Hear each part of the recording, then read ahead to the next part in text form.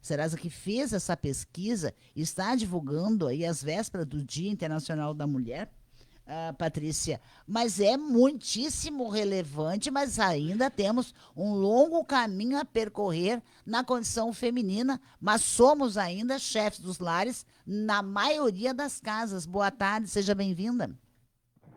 Boa tarde, é isso mesmo. Essa pesquisa traz aí resultados bastante esclarecedores, né? Quando a gente olha o contexto das mulheres no Brasil e como que isso atrela as finanças. Então, esses números são bastante expressivos quando a gente vê. E quando a gente separa por classe social, então, isso chama mais atenção, né? Porque 43%, né, na classe B e E são as únicas responsáveis pelas finanças dos lares. Quando a gente compara com classe A e B, é 18%. Pois é, na região sul, 54%, quase 55% do público feminino aponta a dificuldade em obter crédito e financiamento. Me parece que instituições, principalmente bancárias, comandadas por homens, têm essa desconfiança. Na verdade, quando a gente fala de concessão de crédito, né, a gente fala de uma política de crédito que ela depende de vários fatores.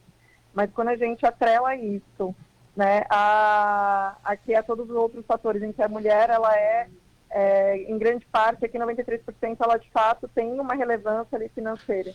E ela não consegue o crédito, fica muito difícil aqui, né, de fazer a roda girar da economia dessa família, por exemplo, né?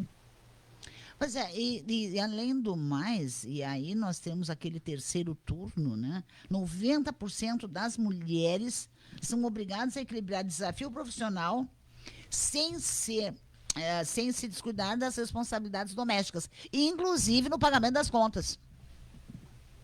Exatamente. Então, aqui é algo que, por mais que a gente engana aí perfil, né, mulheres entrando no mercado de trabalho e tendo toda essa questão, né, de fazer parte aqui das finanças da família, a mulher ainda também, né, tem essa terceira visão, que é cuida da casa, cuida do lar. Então, de fato, além de tudo isso, ela tem uma sobrecarga, né, e isso ainda é uma realidade, né, que eu acho que é onde chama, né, a gente muda o trabalho, as mulheres entram, as mulheres começam a fazer parte das finanças, mas essa visão aqui ainda continua sendo uma realidade também, onde há um equilíbrio, né, entre o que a mulher atua ali, né, fora de casa, mas também dentro de casa, sendo a principal responsável também, né, por manter a casa em ordem, por fazer ali, por aquela que tem que também cuidar dos filhos. Então, de fato, né, mostra ali uma sobrecarga maior ainda, porque a responsabilidade acaba virando no ciclo. Pois é, essa pesquisa mostra também um outro dado interessante, que é que nesses feirões promovidos pela Serasa, as mulheres são as que mais fecham acordos do que os homens nesses feirões de limpa-nome. Isso significa que nós devemos mais ou é uma preocupação em quitar dívidas? É uma preocupação maior, porque quando a gente fala em termos de dívidas, é muito parecida, 50% a 50%.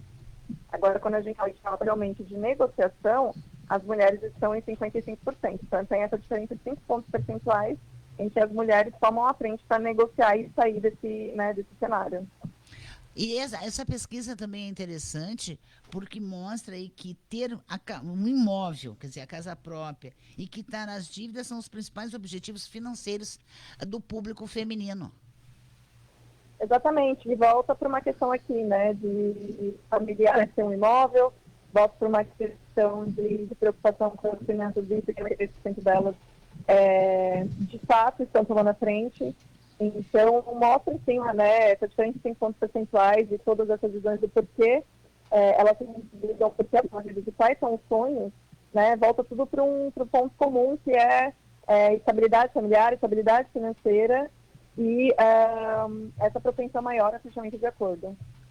Pois é, e a pesquisa mostra também uma desigualdade muito grande entre as classes, né, D e E, cujas mulheres são, na maioria dos casos, as únicas responsáveis pelo sustento da família, em relação às classes A e B.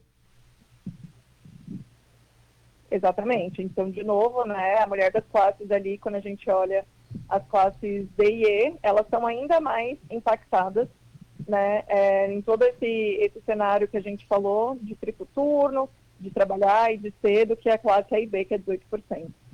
Pois é, e além disso, tem a maioria das mulheres pesquisadas aí, né, que aparecem nessa pesquisa, elas são obrigadas também a equilibrar a questão profissional, porque elas precisam ganhar dinheiro para poder contribuir ou sustentar a família, mas elas não podem se descuidar também das suas tarefas domésticas. Exatamente. Então, assim, é um cenário, como eu digo, né, dessa dupla jornada e de todo esse peso, né, no fim, o que a gente tem aqui de conclusão geral é, né, o peso da mulher, né, ao longo do tempo, no que tange as finanças, ela vem aumentando, seja porque as mulheres estão trabalhando, seja porque elas estão, ou as principais responsáveis fazem parte, né, em grande parte das finanças, mas elas também ainda continuam mantendo aquele nível, né, de responsabilidade de criação ou de tarefas domésticas que também continuam igual. Então há um desequilíbrio, porque conforme elas vêm ganhando essa representatividade no mercado financeiro, elas não deixam de ter representatividade também ali dentro das casas. Então isso é o que vem causando esse desequilíbrio e é o que chama mais atenção nessa pesquisa como um todo.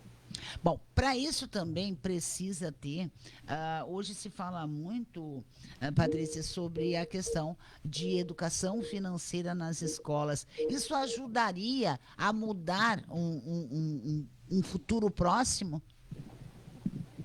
Com certeza, a educação financeira ela sempre é um ponto que a gente tem como causa raiz.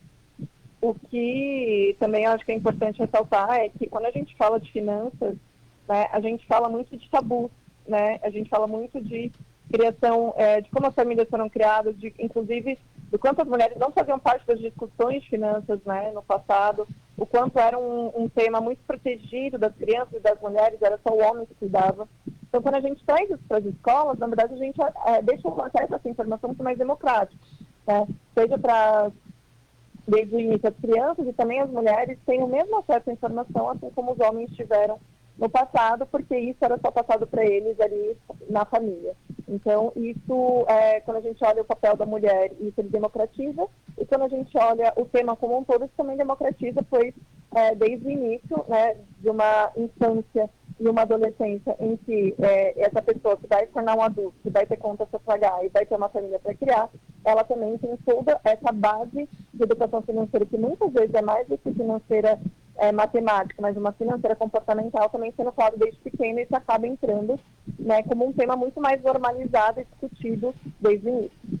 Pois é, e agora, já que nós duas estamos aqui falando sobre economia, as mulheres também, 3 em cada 4, se sentem representadas e mais confiantes quando escutam mulheres falando sobre economia. Porque até então esse era um tema, digamos, da seara masculina.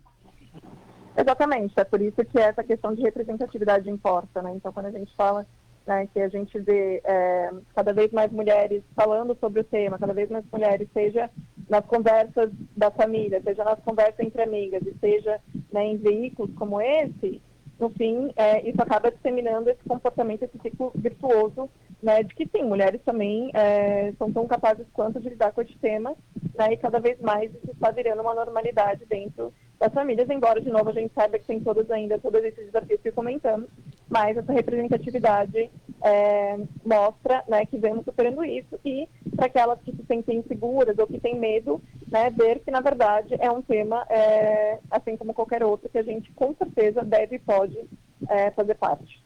Tá certo. Olha, é uma pesquisa que foi feita entre 14 e 24 de fevereiro e abrangeu aí todo o país. Foram 1.383 entrevistas feitas com uma margem de erro de 1,6, né, 1,6 de ponto percentual. Quer dizer, estamos aí nas vésperas do Dia Internacional da Mulher, são temas relevantes e a gente espera que o ano que vem todos esses números, pelo menos os que impactam negativamente, estejam bem melhores. Exatamente. Patrícia Camilo, gerente de soluções da Serasa, obrigada pela participação, pelas suas informações aqui no nosso Conexão 99. Bom final de semana e parabéns pelo nosso dia amanhã. Prazer todo meu, parabéns para nós. Tchau, tchau.